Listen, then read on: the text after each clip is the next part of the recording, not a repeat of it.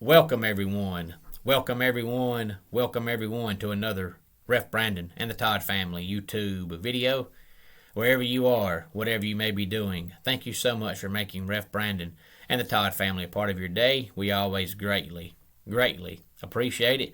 I want to quickly make one comment about the Thursday night game in case you did not see it. Of course, going into the game, the Cardinals were the only undefeated team left in the NFL, but that is no longer the case. They lost to the Packers, so there are no undefeated teams left in the NFL. The Cardinals had a chance late in the game. They drove down the field, and of course, I know the stat line is going to say that Kyler Murray threw 2 interceptions, and he did, but the second one was not his fault. He just takes the blame in the stat sheet, but it looked like 21 of the 22 guys on the field knew it was going to be a pass play, but for some reason, A.J. Green thought it was going to be a run play.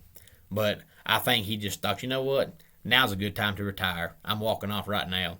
And a lot of people thought he was going to retire when the Bengals let him go because he's clearly on the, decline. But DeAndre Hopkins wasn't healthy, so, A.J. Green was their best receiver on Thursday night. But he's been around the game long enough to know with 13 seconds to go in the game and no timeouts, you can't run the ball. But the way he blocked and never turned around, it looked like for whatever reason, either he did think, you know what, now's a good time to retire, or he thought they were going to run the ball for some reason because he never even came close to turning around to try to find that football. Now on to all of today's action, of course.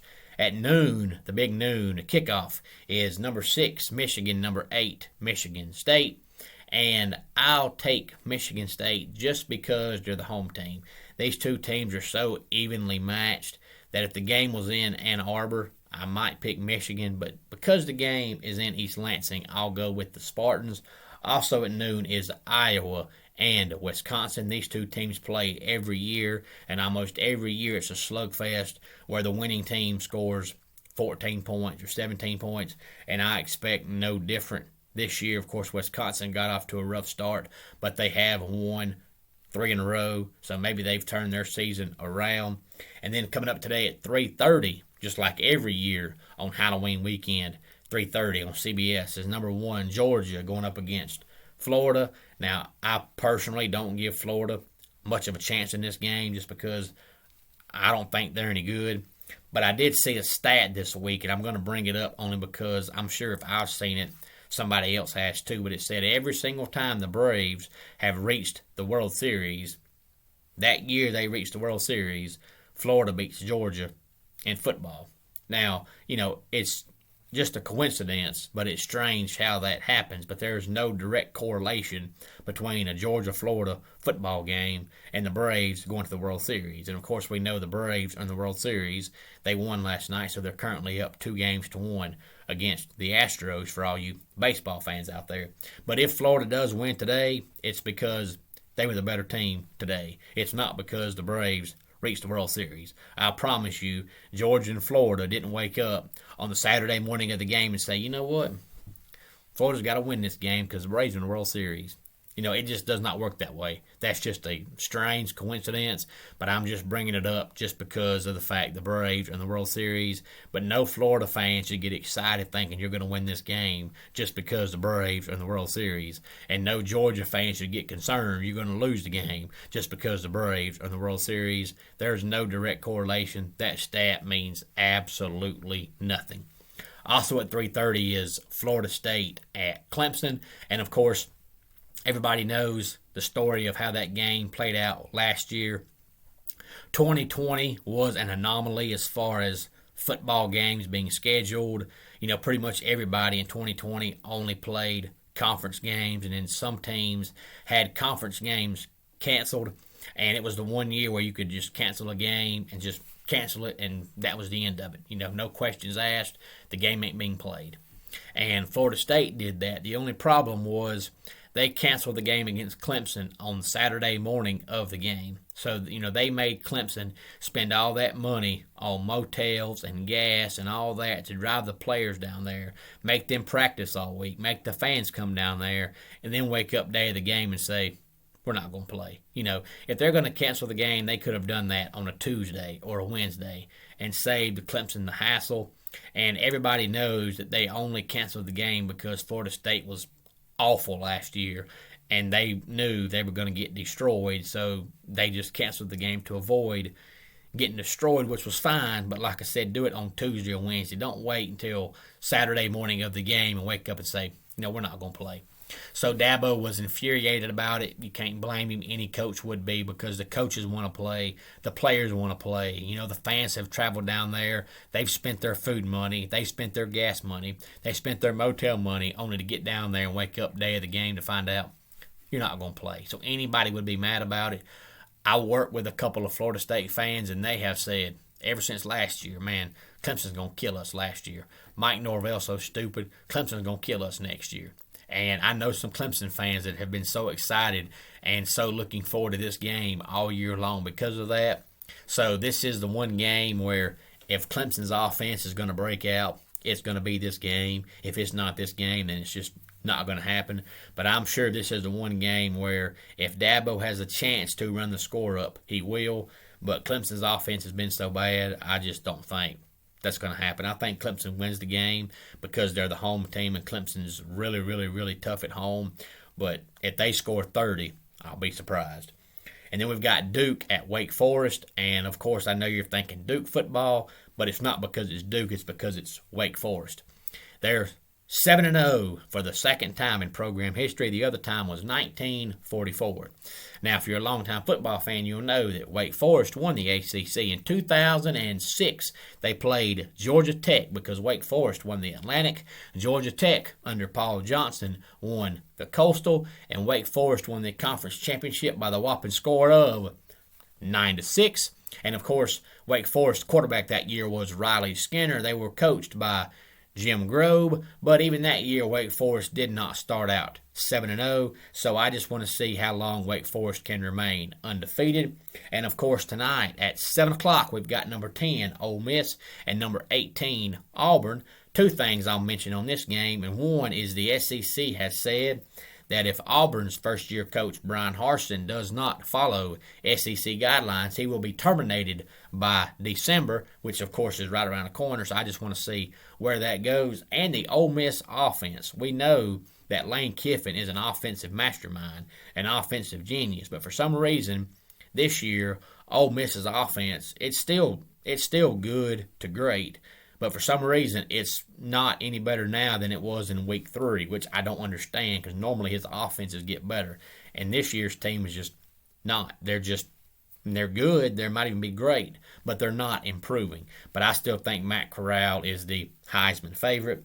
And also tonight is Kentucky and Mississippi State. Of course, this game is 7 o'clock as well. And Kentucky right now is number 12 in the country, which means if Kentucky keeps winning, they're second place in the SEC East, and they might get to play in a New Year's Day bowl game. So this is the one year where Kentucky fans are not saying, well, basketball's coming up. Basketball's coming up because as long as they're playing like this, they're not going to worry about basketball until football is over with. So hopefully Kentucky can keep winning so we can see Kentucky play in a New Year's Day bowl game. That would be tremendous for the Kentucky Wildcat football program. And also tonight is Penn State and Ohio State at 7:30. This is the ABC primetime Saturday night game. Of course, Penn State is number 20. Ohio State is number 5. And if somebody can explain to me why people are so in love with James Franklin, I'd love to hear it.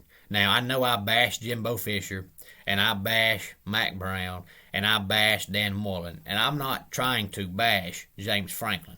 I don't think James Franklin is a bad football coach, but if you look at what he's done at Penn State, now, they're better now than they were when he took over. I mean, there's no denying that. When he took over, they were garbage. They had a couple of good years under Bill O'Brien, but nothing great. But if you look at what he's done, it's about like he's got to about 9 wins, and he's plateaued. That's it. He stayed there consistently. Now, of course, last year, like I said, you only played conference games, and they started out 0-4 and then turned the season around. But outside of last year, if you look at James Franklin at Penn State, he has improved them, got them to about 9 wins, and that's it. And this year, they're on pace to get about 9 wins. I don't think they'll win tonight. I don't think their offense is good enough. I don't think Sean Clifford's good enough. Sean Clifford is no better now than he was when he stepped foot in that program. He is an average quarterback that has stayed an average quarterback. He's never shown any improvement, in my opinion. Penn State has an average at best offense and a good, not great, but good defense, just like they've had since week 1 of the season. The offense hadn't improved. The defense hadn't improved. But James Franklin's not a terrible coach, but I just don't see why a program that's already averaging about 9 wins a year wants a guy that's averaging about 9 wins a year. I just don't see on his resume what makes you think he can win you a championship. I just don't see it. Now, of course, a small town like Texas Tech, they'd love to have James Franklin win 9 games a year, but James Franklin's not leaving Penn State to go to Texas Tech. So, let's not be crazy. But I'm saying if you're a big-time program like a USC or like a LSU, what makes you look at James Franklin's resume and think he can do you any better than what you're already doing under your current or former head coaches? I just don't understand it. And also tonight is North Carolina and Notre Dame. And, of course, I wrote this game down because if you recall, North Carolina came out in the preseason at number 9, and yours truly said that was stupid, but nobody believed me. But North Carolina at 4-3 has nowhere near accomplished the season they thought they were going to have. But if they could, by some chance, pull off this upset over highly ranked Notre Dame, it would probably make them feel a little bit better, at least until the following weekend. Then, of course, you've got Louisville at NC State. And, of course, NC State right now is in second place in the ACC Atlantic, right behind Wake Forest. And as long as they can continue winning until they play Wake Forest coming up here in a couple of weeks, then the winner of that game will win the ACC Atlantic because NC State's other loss came non-conference to Mississippi State.